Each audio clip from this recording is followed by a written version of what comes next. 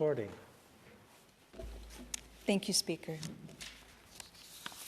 Honourable Senators, it is my pleasure to rise in the Senate today on the traditional territory of the Algonquin Anishinaabe people to discuss Bill C-12, an act to amend the Old Age Security Act Guaranteed Income Supplement. The aim of this bill is to exempt pandemic benefits from the calculation of Guaranteed Income Supplement, or GIS, or allowance benefits, beginning in July of 2022.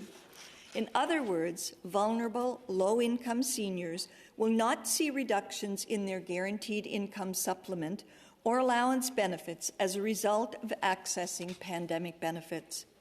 Honourable Senators, I will explain the bill a little more and expand on why this change is needed. The bill is very short, but as you would know, it is extremely important to many seniors in Canada who receive the GIS or allowance benefit.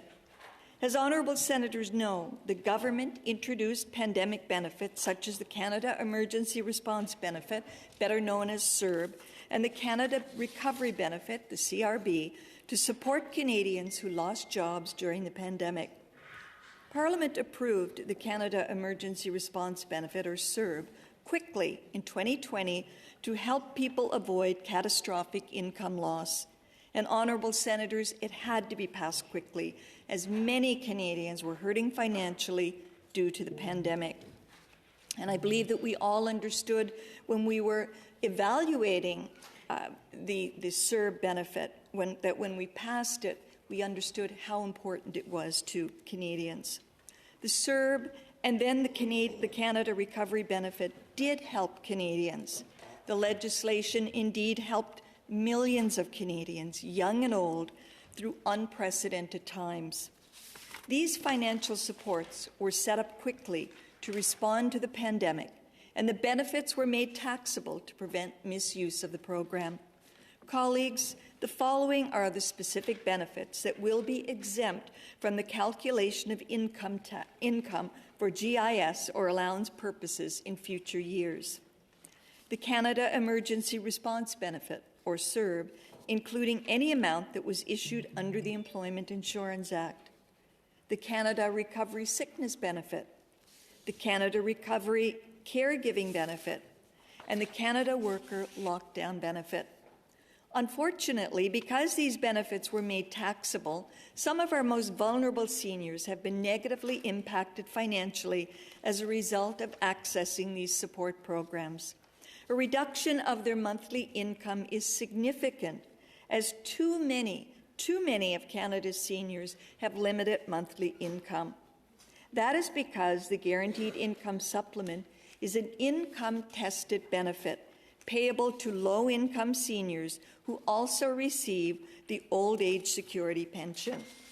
The allowances are income-tested benefits paid to 60 to 64-year-olds who are spouses, common-law partners of GIS recipients, or who are widows or widowers. Every July, an individual's entitlement for these income-tested benefits is reassessed based on their individual income or combined income from the previous year. The design of these benefits means that they can increase, decrease, or even cease according to changes in a person's annual net income. This ensures that benefits are provided to those most in need, lowest income seniors. And here's the inequity that Bill C-12 would address. The Income Tax Act defines pandemic relief benefits as taxable income. Unfortunately, that meant that some GIS and allowance recipients are facing lower monthly benefit payments because of the income they received from these pandemic benefits. It was recognized that some seniors were hurt financially because of this, and it is essential, I believe, to rectify the situation before the next reassessment in July of 2022. This would mean that the financial loss seniors were faced with last year would not be repeated. The government addressed this financial loss to low-income seniors in the previous year. In their Economic and Fiscal Update 2021, The government allotted funds to those seniors who were negatively impacted by giving a non-taxable, one-time lump payment to compensate for the full amount of the loss. These seniors will receive their lump sum payment in May of 2022, and officials are working hard to issue some payments earlier than that to seniors who are in dire financial need. The one-time payment will help alleviate the financial hardship of GIS and allowance recipients who received pandemic relief benefits in 2020 and who faced a reduction or loss of the GIS or allowance benefits as of July 2021. The amount of each payment will vary and will be equal to the annualized amount of the reduction in their GIS or allowance benefits. Clearly, this approach is not an efficient way to move forward for future reassessments. So the legislation before us today is necessary to make payments to those most vulnerable seniors automatic, and the funds will be paid in a timely manner. Honourable Senators, the process should be as simple as possible. This legislation will make the process automatic, and those seniors who are entitled to the one-time payment will get it automatically, in the same way they receive their GIS or allowance benefits, which is monthly. Colleagues, Bill C-12 corrects an unforeseen inequity within the pandemic financial support programs. It will ensure that seniors will not see a reduction in their guaranteed income supplement or allowance benefits again if they received or are receiving pandemic benefits.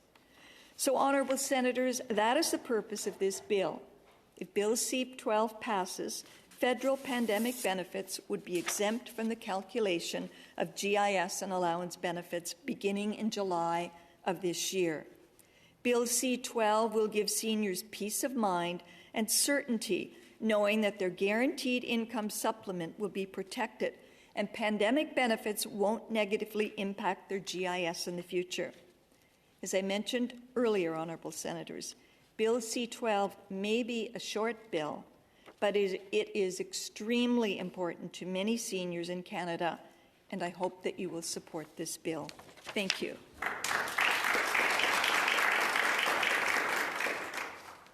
Senator Cordy.